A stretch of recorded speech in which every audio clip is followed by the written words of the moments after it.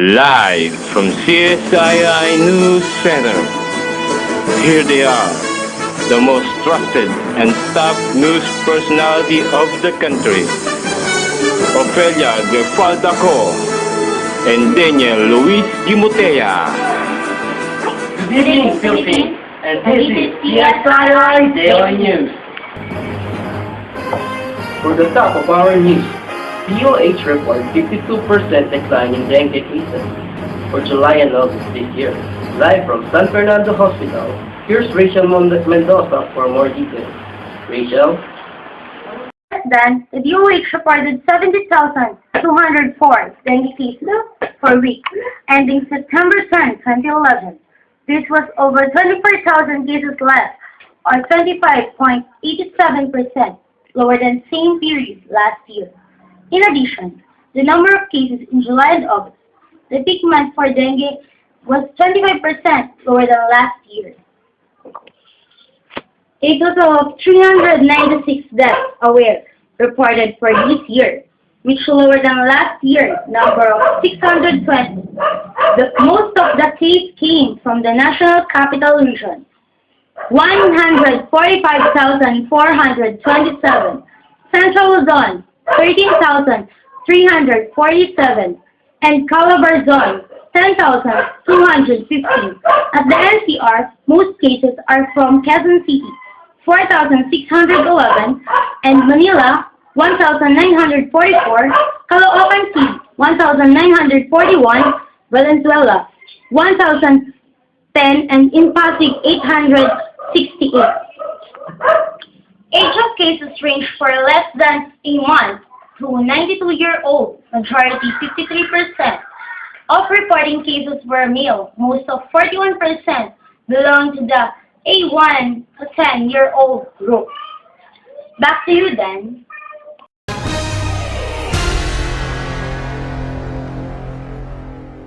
The Hulmara district was on grief after former prosecutors. Arsenio Villalobos was found dead inside his house yesterday. Here's Rachel Mendoza. Rachel? Yes, Ms. Ko. A former prosecutor was killed inside his house in Barangay San Pedro Jara district yesterday.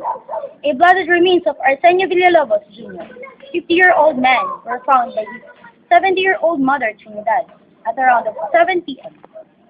Villalobos had several injuries believed to be formed by hammer blows, including a fatal one in the head. A hammer and kitchen knife were found beside the victim, but investigators ruled out suicide. Back to you, Ms. Ko.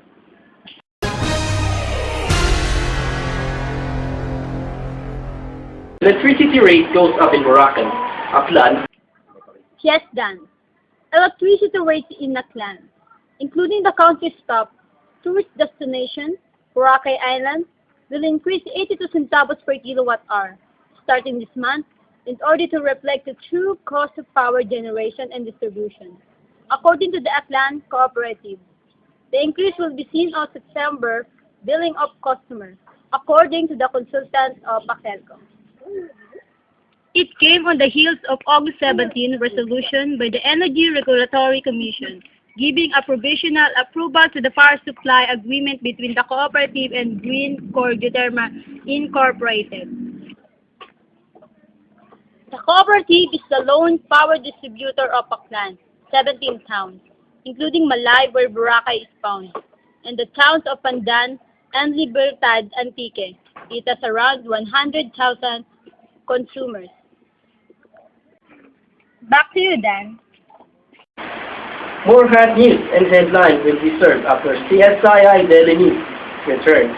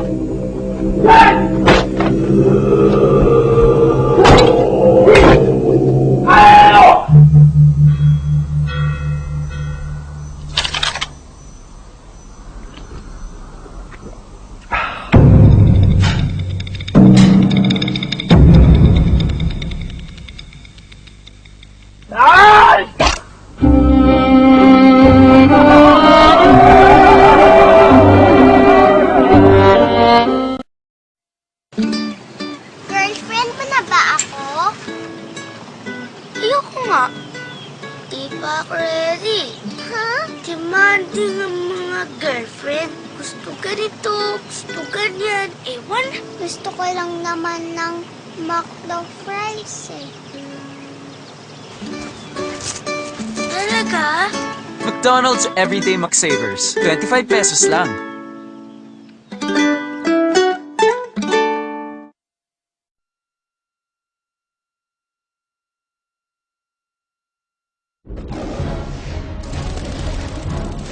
In a city of darkness, where evil runs free, the people need a hero. Who am I? I'm Dragonfly. Stop! The story of my life is not for the faint of heart. Stop the bus!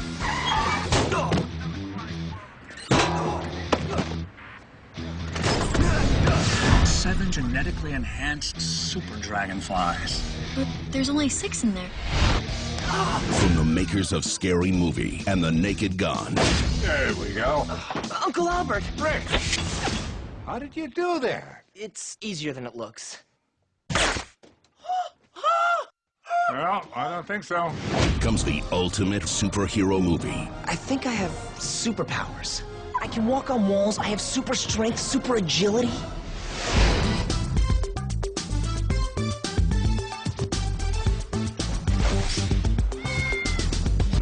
Honor. Take cover! Uncle Albert, With great power comes... Hey, just try to breathe. I can't. You're kneeling on my crotch. Family. Now, everybody take your seat. Not till we say grace. Jeez. Amen. Sacrifice. I realize we can never be together. You love me, Rick? I know you do. I'm telling you this for your own good. This spring.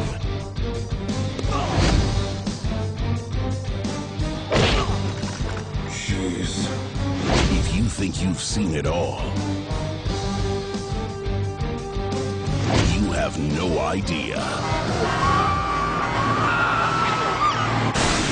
You just saved that old lady's life. If I hadn't pushed her out of the way, she would have died.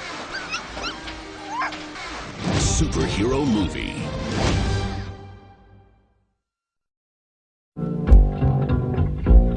Here they come, yo. Here they come. Here they come. This or that. This or that. This or that. Come on, who's the black sheep? What's the black sheep? Know not who I am or when I'm coming, so you sleep. Wasn't in my realm or wasn't in your sphere. Knew not who I was, but listen here. The choice is yours. You can get with this, or you can get with that. You can get with this, or you can get with that. You can get with this, or you can get with that. I think you go with this, cause this is kind of fat. Where's the black sheep? Here's the black sheep. Even if we wanted to, the clock cannot be weak. Watch me swing like this. Why should I swing it like that? Because in fact, on me it might not attract this, or you can get with that. You can get with this, or you can get with that. You can get with this, or you can get with that. I think you go with this, cause this is where it's at. You can get with this, or you can get with that. You can get with this, or you can get with that. You can get with this, or you can get with that. I think you go with this, cause this is kind of fat. Do, da, dippity. Come on.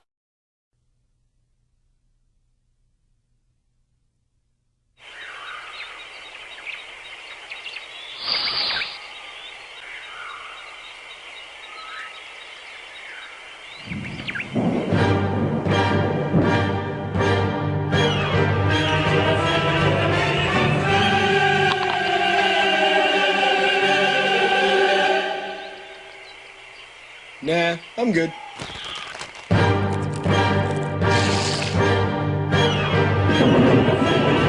And I'll have a french fry as I have me in the fruit cup.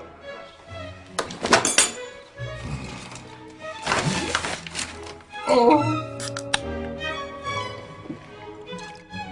Hey, I bought Pepsi Max, 0 calories. maximum taste.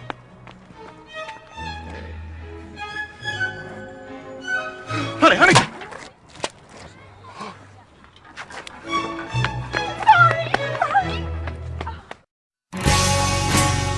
Tuwing pumupunta ako dito, naaalala kong lahat. Parang kahapon lang. Kamukha mo si Panaluman. Parang ang tagal na namin magkakilala. Tayo ay bata pa. Yung mga gusto ko, gusto rin niya. Tapos biglang, Magkahawakan ating kamay at walang damalay-malay na tinuruan mo ang puso ko na umibig na tunay. at kahit hindi rin naging kami sa huli, siya pa rin ang first love ko.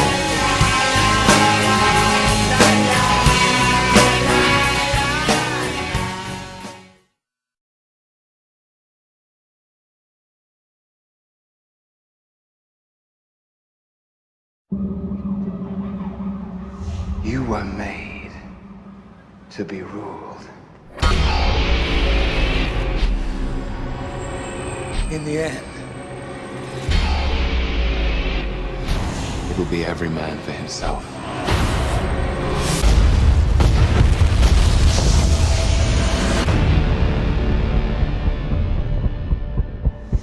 What do we do? We get ready.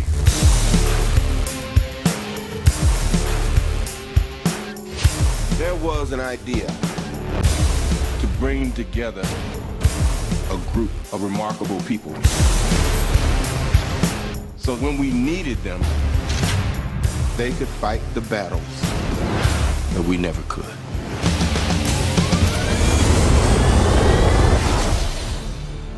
Gentlemen, what are you prepared to do? No offense, but I don't play well with others. Big man in a suit of armor. Take that away. What are you? Genius, billionaire, playboy, philanthropist.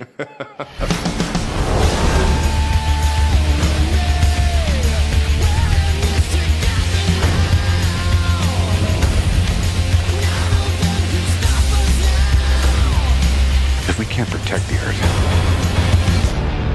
you can be damn sure we'll avenge it.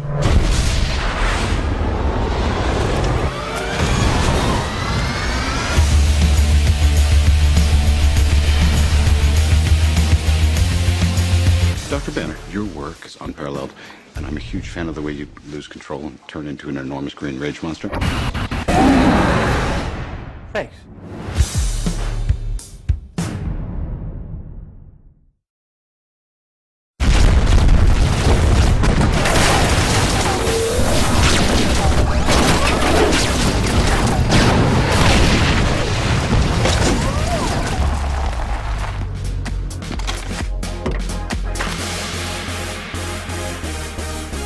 Party rock!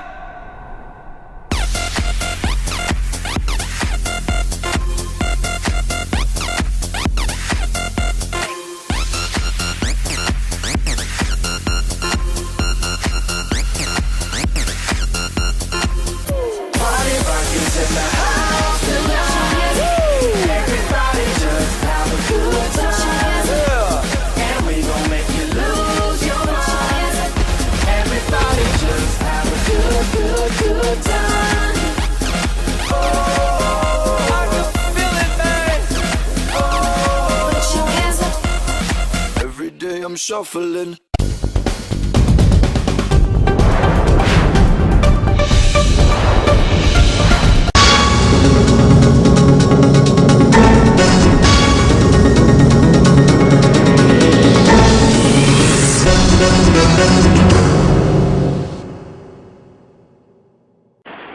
Meanwhile, the officials discovered more than 200 metal drums of toxic waste in Las Marinas, Cavite.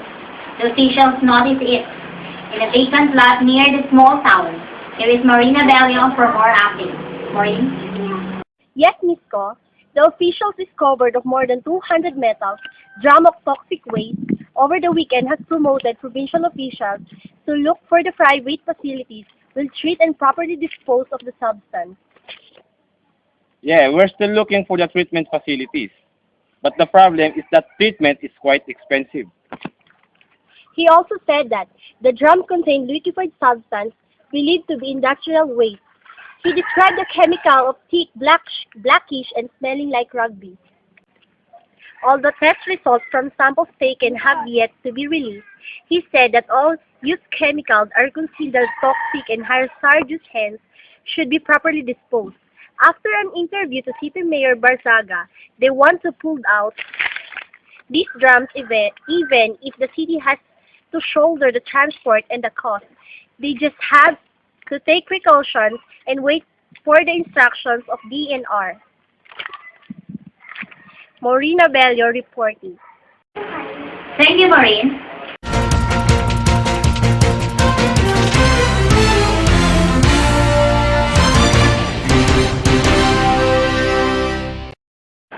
Presidential Communication and Static Planning Officer Secretary Ramon Carandog said that the President was in good spirits after a soft drink manufacturer as well as a Filipino and American company expressed their intent to invent of harvesting the natural and medicinal properties of coconut water and selling it around the world. In separated courtesy calls at the Guggenheim room of Omni Berkshire Hotel, here, soft drink giant Pepsi Corporation, America Beverage Company, Vita Coco, and Philippine-based Fiesta Coco Quality told that the President of its investment plans for the Philippine coconut.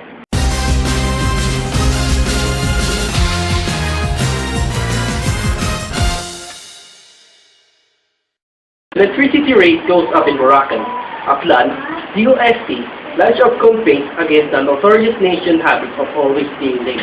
One tamad to one time. One tamad to one time. The Department of Science and Technology, in partnership with the Filipino representative of Discovery Channel, is launching a campaign to define Filipino time, the notorious national habit of always being late. We are all aware that in this fast-paced time set, a few seconds difference in time reference counts a lot. Through this campaign, these sectors hoping to remind everyone about the importance of observing a common time reference that is the Philippine Standard Time, and of course, being on time in everything we do.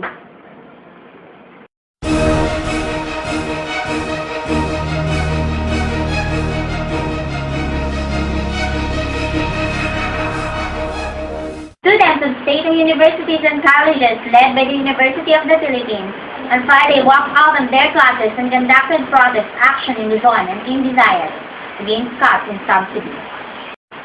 Students of state universities and colleges led by the University of the Philippines on Friday walked out of their classes and conducted protest action in Luzon and in Visayas against cuts in subsidies. UP State University and cutting its allocation can be considered abandonment. And that's why they're staging strike in Baguio City. About 600 students and teachers of UP Baguio blocked the traffic for 10 minutes by lying in the middle of the section road. The protesters, representing almost 40% of the UP Baguio population, were led by 3 colleges, deans, and professors. At Don Chinaro's Bridge of Manila, more than 1,000 students staged what they called a historic show of rage. The students were from UP Diliman, Polytechnic University of the Philippines, IRIS, and PNE.